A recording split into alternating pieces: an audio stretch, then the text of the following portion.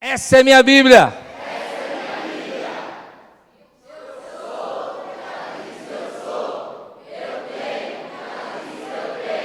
E eu posso, que ela diz que eu posso.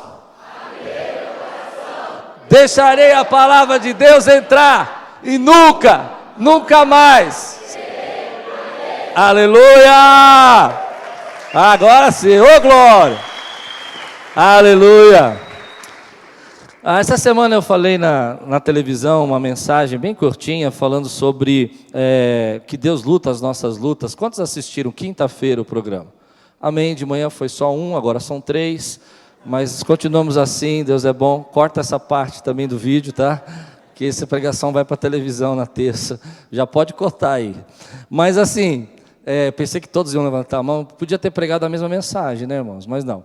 Eu quero dar uma continuidade à palavra que Deus nos deu e quero falar que você precisa, e esse é o tema de hoje, o tema da mensagem, você precisa entender que não pode ser intimidado pelo tamanho das suas lutas. Amém, querido? E o texto que eu escolhi é um texto que você conhece de Atos, capítulo 16, versículo 16. Paulo e Silas estão sendo levados para a prisão. Diz assim: certo dia, indo-nos para o lugar de oração, perceba que esses homens estão indo orar, estão indo buscar a presença de Deus. Encontramos uma escrava que tinha um espírito pelo qual predizia o futuro. E eu vou fazer um parênteses que eu fiz de manhã. Tome cuidado com essa busca que algumas pessoas têm de querer saber o futuro. Existem espíritos malignos que predizem o futuro. E algumas pessoas buscam muito isso, quer saber o futuro. E diz o seguinte: ela ganhava muito dinheiro para os seus senhores com adivinhações. Essa moça seguia Paulo e a nós, gritando: estes homens são servos do Deus Altíssimo e anunciam o caminho da salvação. Outra dica aqui desse texto, que não tem nada a ver com o que eu vou pregar hoje, mas tome cuidado também com aquelas pessoas que ficam dizendo: olha, nós somos iguais, nós fazemos parte do mesmo grupo, e olha que esses homens abençoados. Porque perceba que essa mulher não fez nada do que é estranho, ela só disse assim: olha, esses homens anunciam a salvação, esses homens anunciam o evangelho. Mas, no entanto, ela estava dizendo, em outras palavras, que as adivinhações dela e a mensagem de Paulo eram as mesmas coisas. Cuidado, não aceite isso. O evangelho é o evangelho. Depois diz assim: essa moça seguia Paulo gritando: esses homens são servos do Deus Altíssimo e anunciam o caminho da salvação. Ela continuou fazendo isso por muitos dias. Finalmente, Paulo ficou indignado. Voltou-se e disse ao Espírito: em nome de Jesus Cristo eu ordeno que saia dela. No mesmo instante, o Espírito a deixou. Percebendo que a sua esperança de lucro tinha se acabado, os donos da escrava agarraram Paulo e Silas e os arrastaram para a praça principal diante das autoridades. E levando-os aos magistrados, disseram: estes homens são judeus e estão perturbando a nossa cidade, propagando costumes que a nós romanos não é permitido aceitar nem praticar. A multidão ajuntou-se contra Paulo e Silas, e os magistrados ordenaram que se tirassem as roupas e fossem açoitados. Pausa. Irmão, ser açoitado não é aquele tapinha assim, sabe, carinhoso, que você recebe às vezes da mamãe. A Bíblia está dizendo que esses homens vão ser açoitados. Eu fico imaginando a violência desse açoite. Porque olha o que a Bíblia fala aqui. Depois de serem severamente açoitados. O que é isso? Severamente é isso aí, severamente.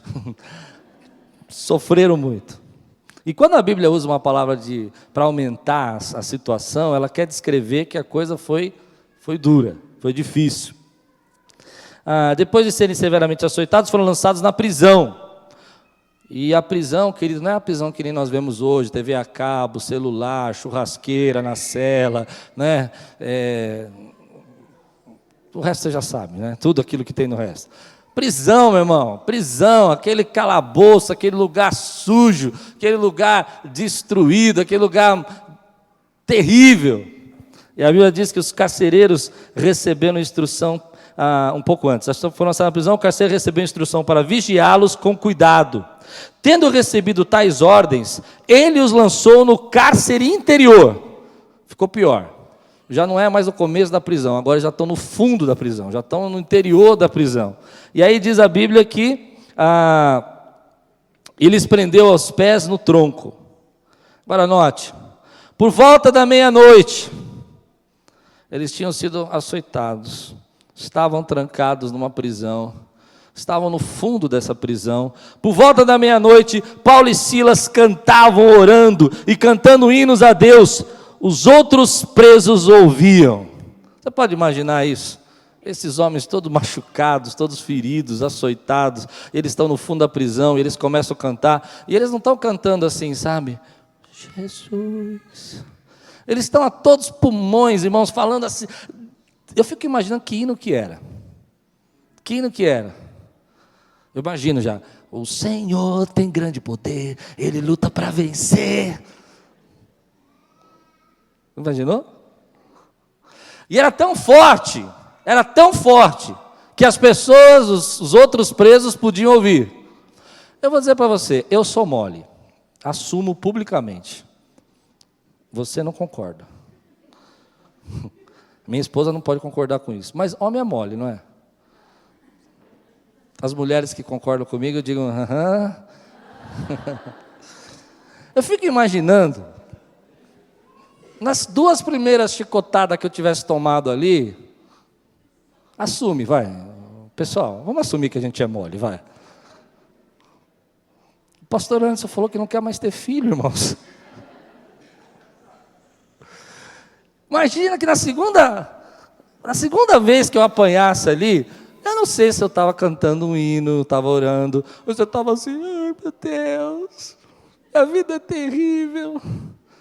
Por que eu não fui fazer? Por que eu fui repreender? Por que eu fui expulsar?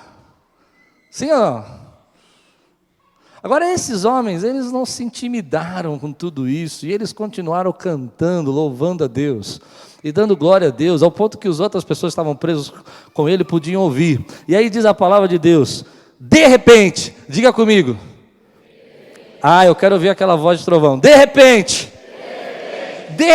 meu irmão, de repente. Sabe o que eu creio? É que Deus tem um de repente para a nossa vida. Algumas coisas da palavra de Deus acontecem de repente. A Bíblia diz que quando estavam os homens ali orando no cenáculo, os discípulos de Jesus, de repente veio uma língua repartida do fogo, invadiu aquele lugar, e eles começaram a profetizar e falar em novas línguas. A palavra de Deus está dizendo aqui que de repente vai acontecer um terremoto, e aquele lugar que estava trancado, que estava preso, vai ser aberto, as cadeias vão cair. Hoje eu quero dizer na sua vida, meu irmão, Deus tem um de repente na tua vida hoje. Deus pode operar um de repente hoje nesse lugar.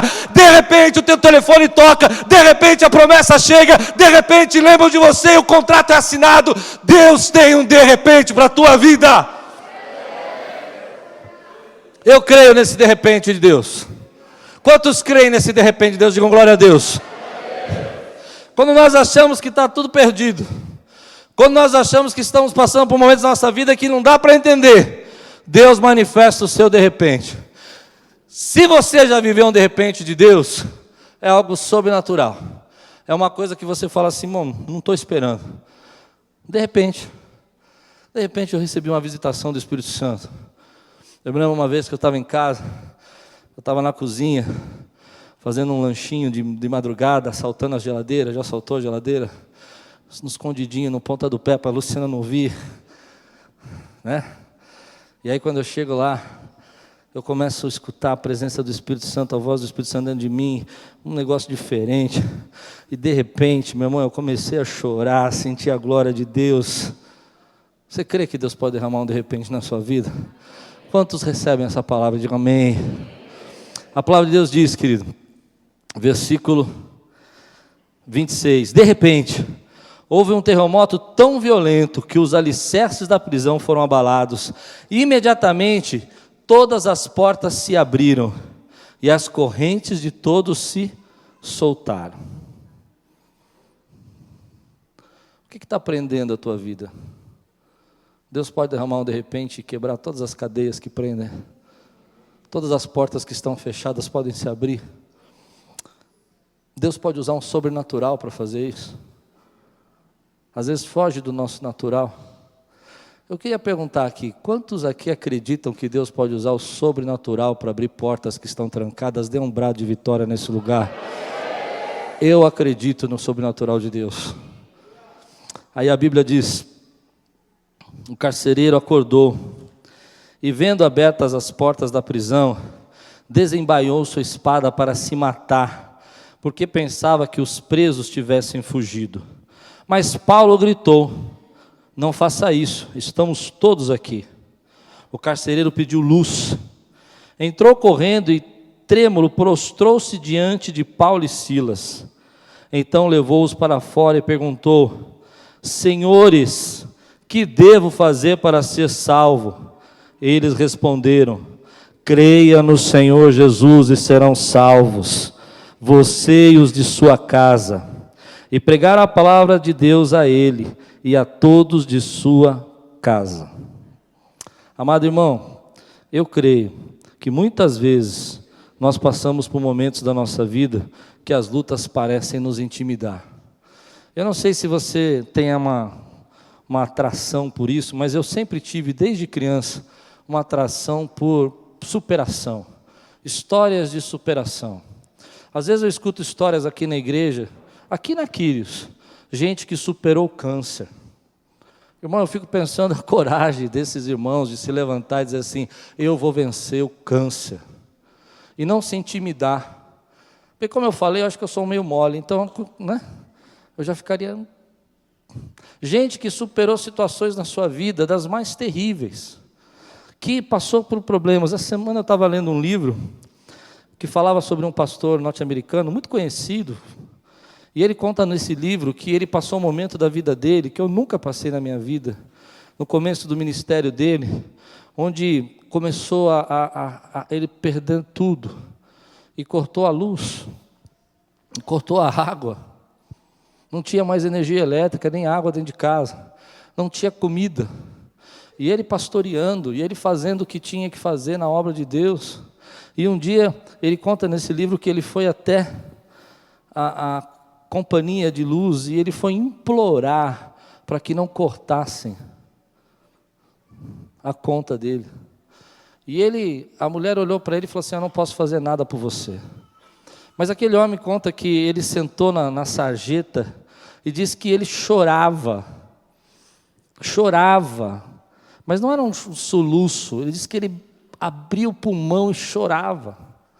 Então ele conta que naquele momento que ele estava chorando, o Espírito Santo tocou na vida dele, e não deu uma palavra dizendo assim: olha, tudo vai mudar, vai acontecer, mas deu uma palavra assim: eu estou com você. E ele disse que aquela palavra entrou no coração dele, ele se levantou, ele disse: se Deus está comigo, eu não vou me intimidar pelas lutas. Você crê, querido? Histórias de superação. Tem um vídeo que passa na internet, de manhã eu achei que todo mundo já conhecia, e nem trouxe, mas de um filho de um pastor, esqueci o nome dele, é um nome bem difícil, que ele não tem os braços e não tem as pernas. Você já viu esse vídeo? E aquele rapaz que não tem braços e pernas, ele vai pelo mundo falando sobre superação. E ele tem uma coisa engraçada que logo no começo do vídeo dele, que ele está num gol de campo de futebol. E ele não tem braços nem pernas, ele está assim, ó, sem braços nem perna. E ele fala: pode chutar. E a pessoa chuta, faz o gol, porque ele não tem braço, ele não tem perna para catar a bola. E ele pega e fala assim: ei, de novo, eu não estava preparado. Ele enfrenta aquela situação que ele vive, sem braços nem pernas, com humor, falando que Deus tem um propósito para a vida dele. Meu irmão, essas histórias mexem comigo. Essas histórias dizem para mim: olha, tome cuidado, você muitas vezes se intimida com o tamanho dos seus problemas. E há momentos na nossa vida, verdadeiramente, que os nossos problemas parecem tão grandes e parecem impossíveis de serem resolvidos. Problemas que a gente se sente encarcerado, preso. Parece que nós estamos sentindo assim algo dentro da gente, como se não tivesse solução nem saída. Problemas que vão se acumulando na tua vida. E não é mais um problema, agora você tem um problema, era a saúde, agora é casa, agora é dinheiro, agora é conta. E parece que as coisas vão somando na sua vida e você vai ficando intimidado. E às vezes a gente escuta aqui na igreja a gente diz assim: pastor, as coisas estão tão difíceis, meus problemas são tão grandes que eu não consigo, eu estou paralisado. Eu quero dizer para você, irmão, se hoje você está se sentindo assim, não se intimide com os seus problemas, porque Deus tem um de repente para a tua vida, Deus tem um sobrenatural, Deus tem como operar, e a palavra dele nos garante que Ele está com você ainda no meio das lutas e dos problemas. Mas não é fácil. Eu tenho comigo que não é fácil. A gente passa por situações na nossa vida que parece que a direção está toda fora de lugar. A gente fala: Deus, por que isso está acontecendo? O que o Senhor tem para mim? Qual é o problema? Eu sei que o que eu vou dizer agora parece um jargão. Eu até escrevi aqui. Esse negócio parece um jargão. E eu não gosto de usar jargão no sermão. Não gosto. Quem me conhece sabe. Mas hoje eu vou falar uma coisa que eu não acho que é jargão, mas que é a realidade. Quando você está na frente de um problema, você tem uma escolha. Ou você olha o tamanho do seu problema, ou você olha o tamanho do seu Deus. Parece jargão dizer isso, porque todo mundo fala: olha, não olha o tamanho do seu problema, olha o tamanho do seu Deus. Mas na prática, eu quero dizer o seguinte: quando eu começo a olhar o tamanho dos meus problemas, das minhas lutas, a minha força vai embora. Você concorda com isso? Você começa a pensar: meu Deus, isso é muito sério. Aí tem um negócio interessante que chama oráculo Google. Senta no Google, o médico falou que você estava com uma dorzinha na ponta da orelha. Você põe no Google, dorzinha na ponta da orelha. 50 orelhas caíram no chão, começou com uma dorzinha. Uma dorzinha de garganta, arrancaram a garganta inteira da pessoa, o pescoço, está com a cabeça de um lado, o corpo do outro. O Google tem esse poder. Vocês estão rindo de mim. Quantos nunca fizeram isso? Vai. Quem nunca fez, levante a mão agora. Uma pessoa, duas. Quem já fez esse negócio, levante a mão. Meu irmão. E aí você começa a olhar aquele problema que começa a aparecer ali. Amém? E você começa a dizer assim: meu Deus! Hoje eu quero desafiar você a parar de olhar o tamanho dos seus problemas, da sua luta, e começar a olhar o tamanho verdadeiramente do Deus que opera maravilhas. A palavra de Deus dá exemplos para nós, de pessoas que passaram por lutas incríveis e que superaram. Um dos exemplos que eu acho incrível na Bíblia, que eu estou fora, eu não queria viver, mas que é incrível. É porque tem exemplo que você fala: não, isso aqui eu queria viver, eu queria lutar com o gigante. Até você está no gigante, né? Mas Jó, meu irmão, é um exemplo de que você fala: meu Deus. Não? Depois de passar por tudo, perder os filhos, perder tudo que ele passou, ainda chega a abençoada dele, a costela dele, e fala para ele assim: amaldiçoa teu Deus e morre.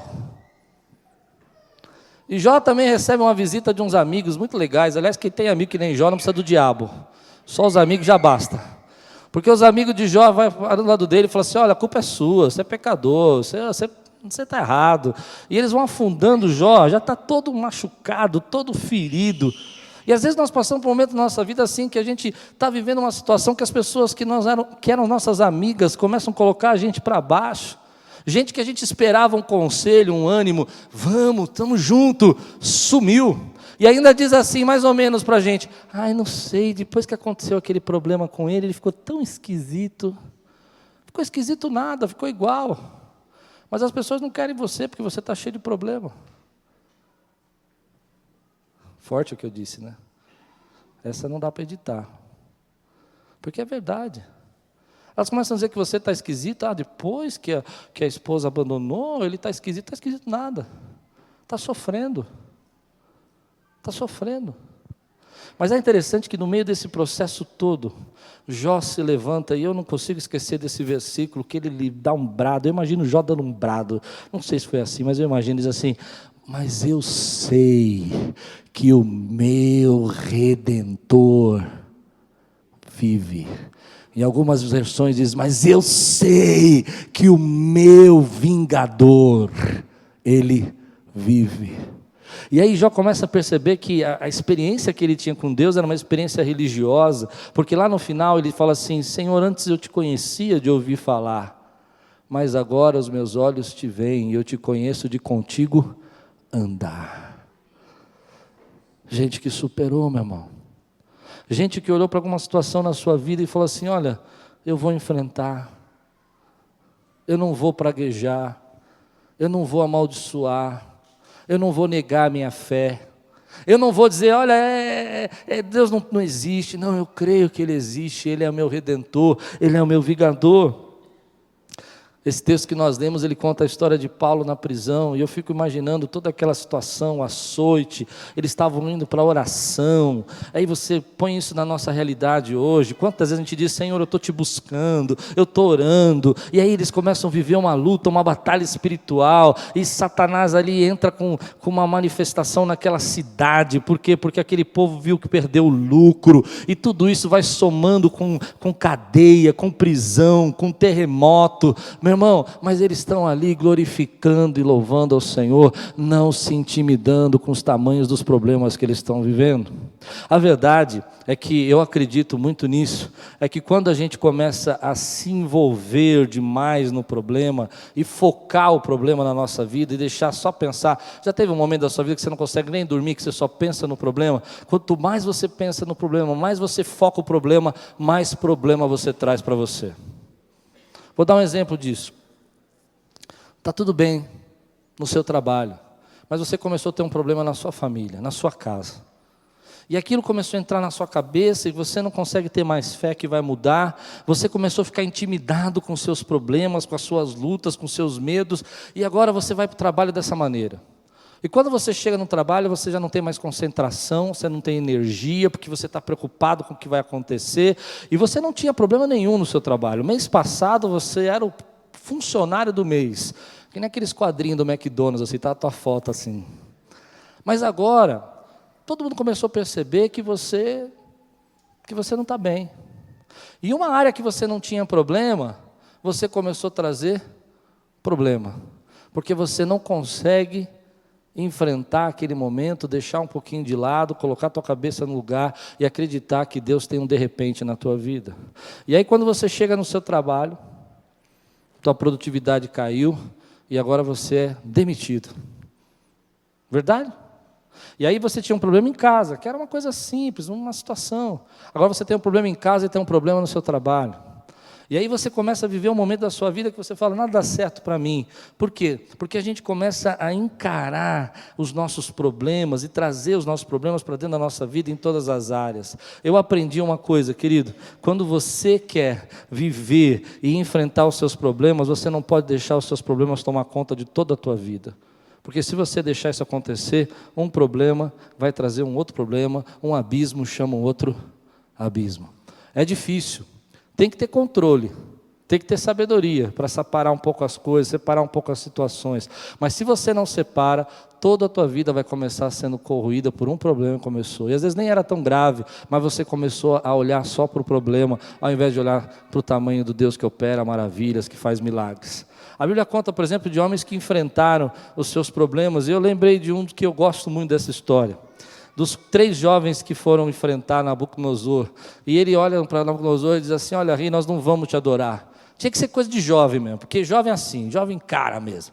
Ele olhou e falou assim, nós não vamos te adorar. Diz a palavra de Deus que Nabucodonosor ficou furioso, irmão, ficou furioso. Mas ficou tão furioso, porque ele foi afrontado por aqueles jovens, que ele mandou acender a fornalha 5 vezes mais. O negócio ficou tão quente, mas tão quente, que os soldados que pegaram os jovens e foram jogar, quando eles foram jogar os jovens, era tanto calor que eles morreram. Os soldados morreram.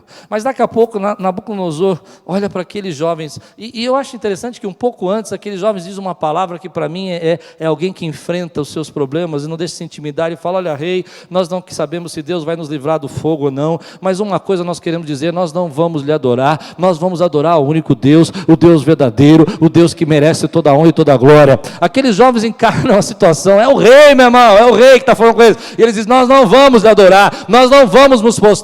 E ele é jogado, e daqui a pouco o rei olha assim, começa a olhar e fala, o que está acontecendo? Nós não colocamos 3 homens amarrados lá dentro, não existe agora 4 soltos, andando dentro do fogo, e foram libertos, estão libertos, e há um 4 o quarto é parecido com os filhos dos deuses.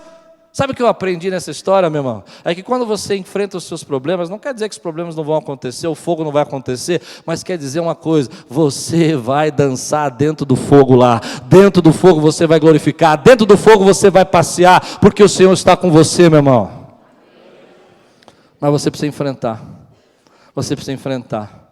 Uma das coisas que Deus falou no meu coração essa semana, é que às vezes nós gastamos muita energia, mas muita energia, resistindo o momento que nós estamos vivendo?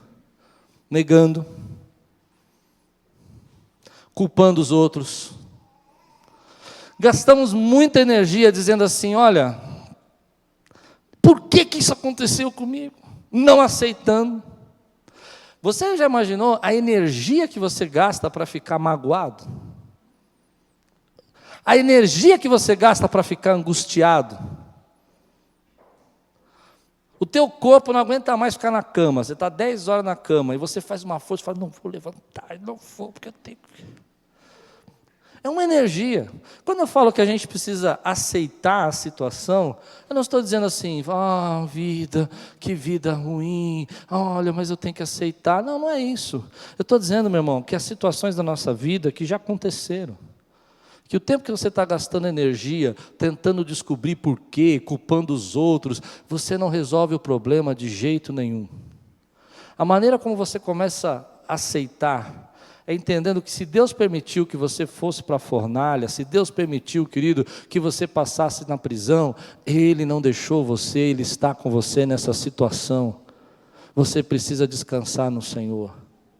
Você pode dizer glória a Deus por isso também, meu irmão? Porque eu tenho uma experiência interessante. Você já viu alguém se afogar? Você já estava nadando assim em algum lugar e alguém se afogou perto de você? Eu tive uma experiência alguns anos atrás, de nós estávamos atravessando um riachinho, e um rapaz bem forte, assim, grande, ele começou a nadar. E ele nadava muito rápido, assim. E graças a Deus eu nado direitinho, desde criança. E ele fazia muita força para nadar, mas eu estava tranquilo, estava atravessando. Daqui a pouco ele se cansou. Quando ele se cansou, ele afundou. O rio tinha mais ou menos uns 2,5 metros de altura. E ele foi tentar pôr o pé no chão e não achou o chão. Aquele homem subiu, mas ele era forte, irmão. Ele era forte. Ele subiu com aqueles braços assim. A primeira coisa que ele viu...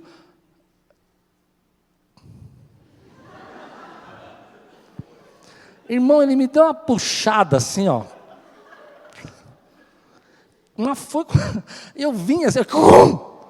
E aí ele começou a subir na minha perna. Você está rindo, no meu desespero. E começou a pisar no meu joelho, pisar na minha coxa, empurrar eu para baixo. E o homem era forte. Eu falei: Jesus. E daqui a pouco ele começou a gastar uma força tremenda. Mas era uma força tão grande que não servia para nada. Ele só ficava se batendo em mim, batendo nas pessoas. E ele pegou meu braço assim, e ele deu um negócio assim no meu braço, assim, ó. E pegou minha perna e deu um negócio assim, ó. E eu assim.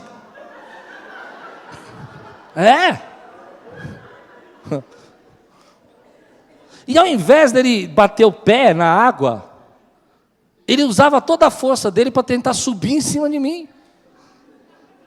E eu aprendi uma lição, meu irmão.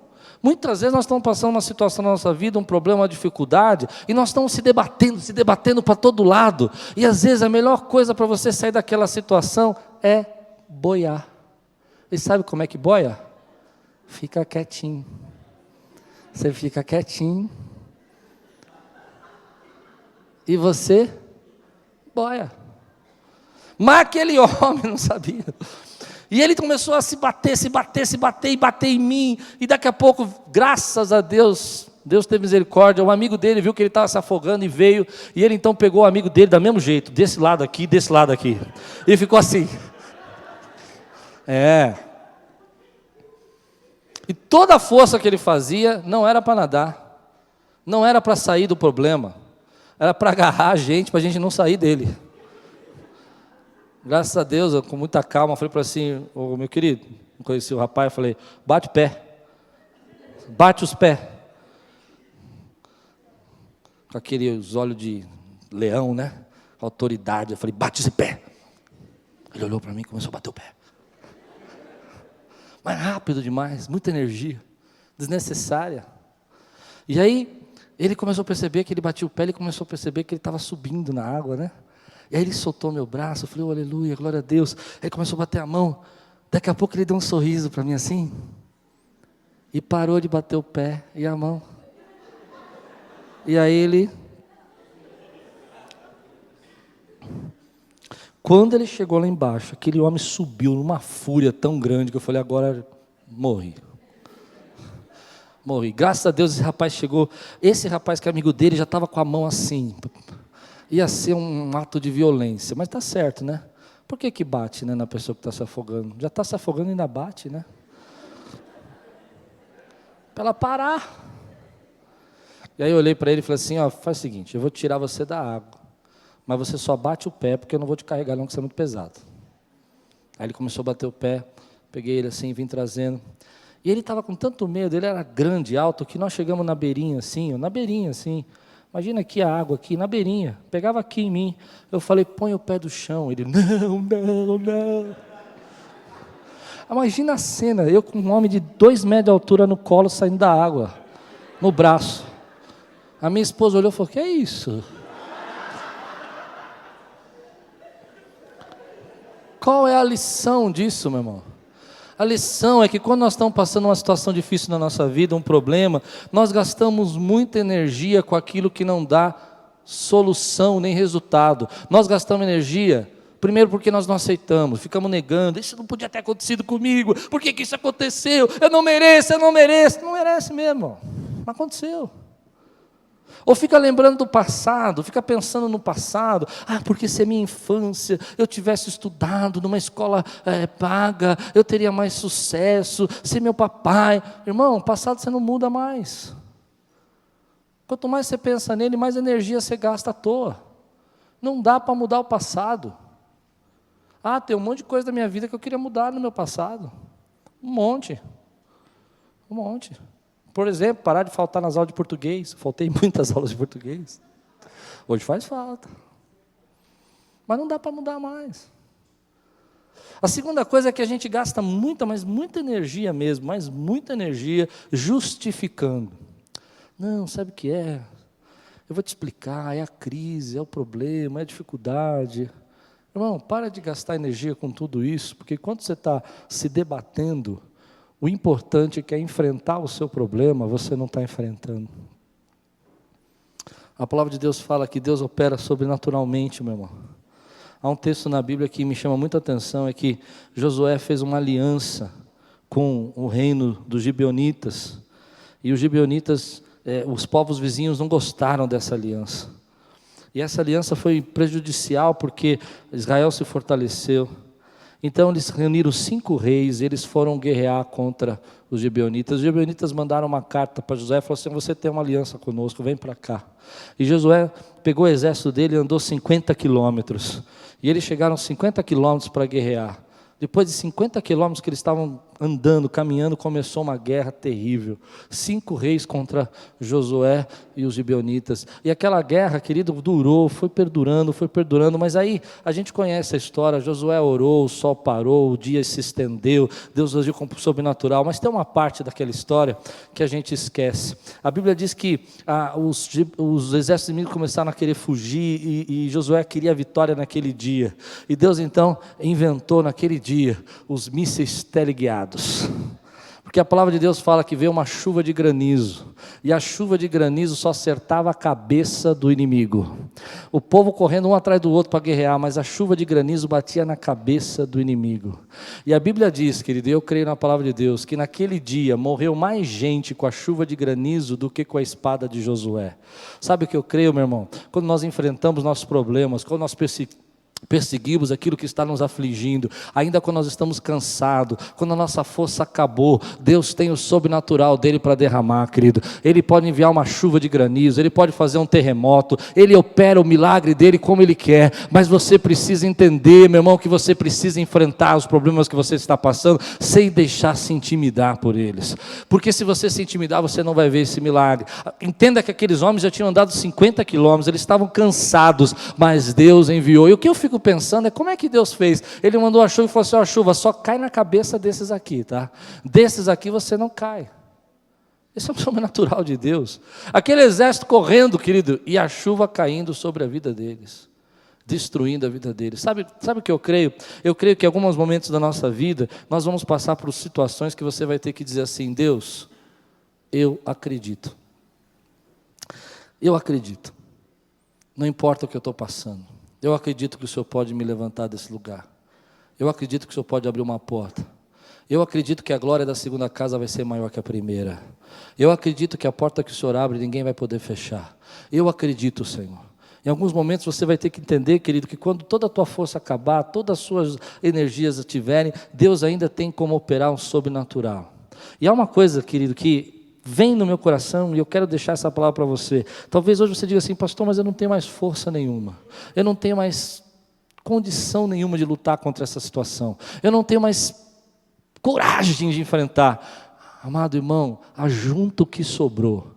Se sobrou um pouquinho de fé, por isso que você está aqui. Se sobrou um pouquinho de esperança, por isso que você está ouvindo essa palavra, coloca tudo isso na mão do Senhor e diga assim: ó, está aqui, Senhor, eu estou ajuntando o que sobrou, eu estou entregando na tua mão, porque eu sei que o Senhor pode operar esse milagre, eu sei que o Senhor tem um de repente para operar na minha vida. A minha situação hoje é de dizer que não dá para crer mais, mas eu ajunto esse pouquinho que sobrou e eu entrego na tua mão, Senhor. Eu digo: está aqui, Jesus, o pouquinho que sobrou, porque eu creio que o Senhor pode fazer coisas extraordinárias. Ajunta esse pouquinho que sobrou, meu irmão. Sobrou um pouquinho de fé aí. Sobrou um pouquinho de esperança na sua vida. Sobrou um pouquinho de dizer: Deus, eu creio que o Senhor pode mudar. Às vezes a gente fica pensando: Senhor, mas como é que o Senhor vai fazer isso? Eu não sei, querido. Como é que o Senhor vai resolver? Eu não sei. Eu sei que quando as minhas forças esgotam, quando eu não consigo, e Deus tem um propósito, Ele é o Deus que guerreia as nossas lutas e luta as nossas batalhas, meu irmão. Quando eu não tenho mais condição, Ele entra com o sobrenatural dEle sobre as nossas vidas. Ajunta um pouquinho que sobrou da tua fé e diz: olha, eu vou enfrentar esses problemas. Para de gastar energia, irmão, falando, reclamando, dizendo, quanta coisa. Quando eu pensei nessa palavra essa semana, eu estava sentado ali no meio da igreja essa semana orando, e o Espírito Santo falou comigo: Klaus, essa situação que você tem que passar, você tem que passar. Passa. E na hora que eu disse: tá bom, Deus, então se eu tenho que passar, o Senhor vai comigo. Eu recebi paz no meu coração. Às vezes nós temos situações que nós temos que passar. É como um rio. Quanto mais você faz força para evitar de passar por aquele lugar, a água está levando você para aquele lado e você fica fazendo força para ir para o outro lado. E às vezes o que você tem que fazer é simplesmente, querido, boiar. Dizer: aqui que nós temos que passar, Senhor, nós vamos passar, mas se o Senhor for conosco. Se nós temos que enfrentar esses 5 exércitos inimigos, nós vamos enfrentar, mas se o Senhor for conosco. Se nós temos que entrar nessa fornalha de fogo, nós vamos entrar, mas se o Senhor for conosco. Se esse é o momento que o Senhor permitiu que acontecesse, porque o Senhor tem um propósito, eu não entendo esse propósito, mas se o Senhor for comigo, eu ajunto um pouquinho da minha fé, um pouquinho da minha esperança e coloco na tua mão e digo: Senhor, opera as suas maravilhas, faz o seu milagre, traz as suas promessas sobre mim. Algumas vezes, meu irmão, você vai ter que olhar para a tua vida, para as tuas situações, e essa parece um jargão também, e dizer: ou eu creio nas promessas, ou eu creio no tamanho dos meus problemas. Eu fico pensando que quando Davi enfrentou Golias, há uma coisa interessante ali, querido, porque ele não chamou Golias em momento nenhum de gigante, ele chamou de incircunciso. Eu não sei como você está chamando o seu problema hoje. Talvez você está chamando de impossível. Não dá. É grande demais. É enorme. Só que Davi olhou para o problema, que era o gigante, e disse: você é um circunciso, e vem comigo contra mim com espada e lança, mas eu vou contra você em nome do Senhor dos Exércitos. Muitas vezes nós estamos olhando para a nossa vida, e nós estamos olhando só o tamanho das circunstâncias que nós estamos vivendo. E Deus está dizendo assim: olha para mim. Olha para mim. Olha para mim. Olha para aquilo que eu posso fazer. Olha para mim. Eu sou Deus que ainda tenho de repente para operar. Olha para mim. Eu sou Deus que é maior do que qualquer luta, qualquer problema que você está passando. Olha para mim. Toma força em mim. Toma força em mim. Toma força. Ainda que você ache que tua vida é um fracasso, que nada que você faz dá certo, olha para Ele, querido. Olha para a glória dEle. Olha para o Deus que tem um terremoto que quebra cadeias e que não machuca os seres humanos. Sabe que eu creio nisso, irmão? Uma vez eu estava aqui em casa, teve um terremoto no Chile. No Chile.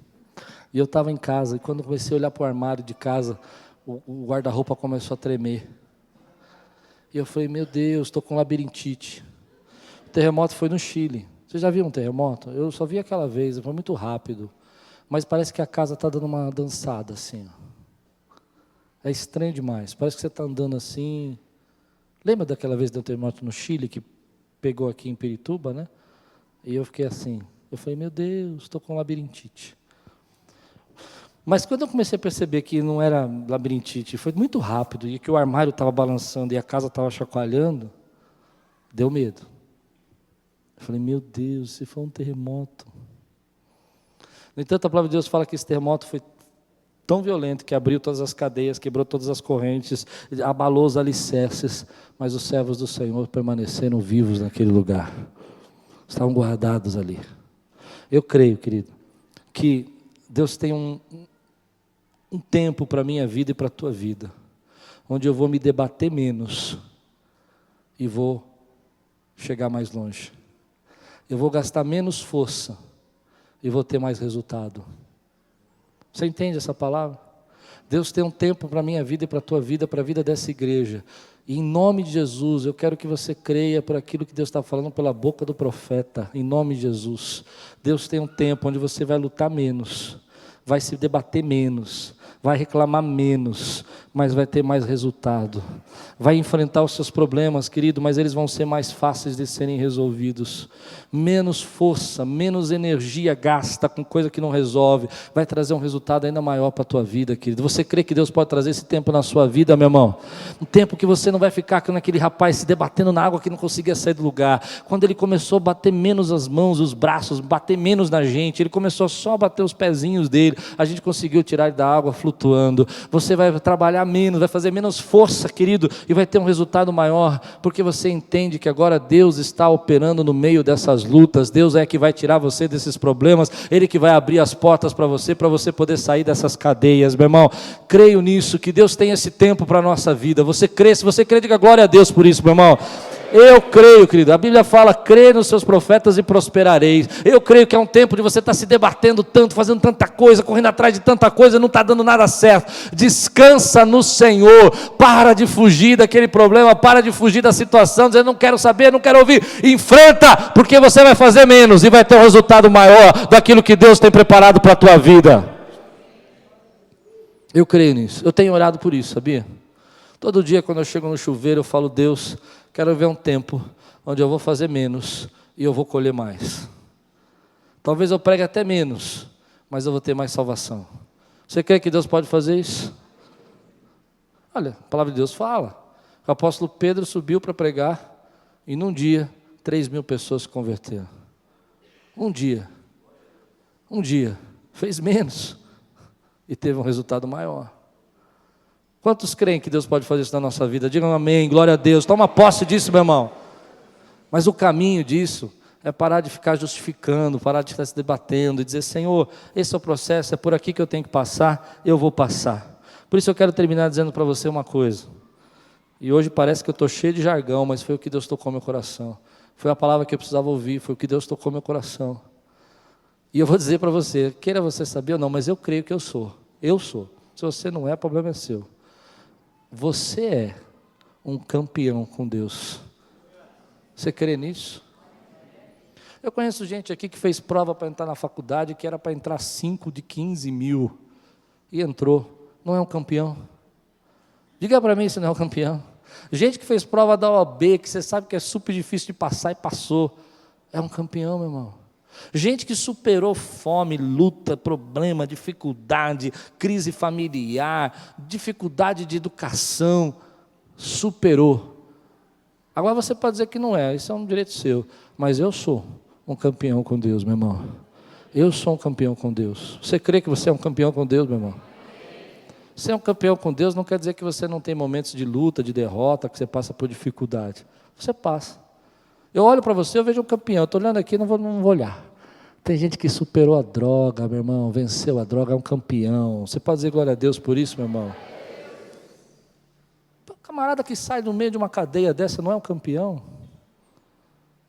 Hein, meu irmão? Gente que tinha tudo, sabe? Exemplos de pai ruim, tudo para dar errado. Gente que tinha problema Eu me lembro quando eu chegava na escola, minha professora olhava para mim assim e falava assim: esse menino não vai ser nada na vida, vai dar tudo errado. Eu sou um campeão. Você é um campeão, meu irmão. Ainda que está passando por luta, dificuldade. Quantos creem para dizer glória a Deus por isso? Eu creio que Deus tem esse tempo onde nós vamos fazer menos coisas, menos esforço e mais resultado. Deus tem isso para nós? Eu creio. Já vivi isso um tempo na minha vida. E eu tenho orado para Deus trazer esse tempo de novo sobre as nossas vidas. Você recebe essa palavra hoje em nome de Jesus?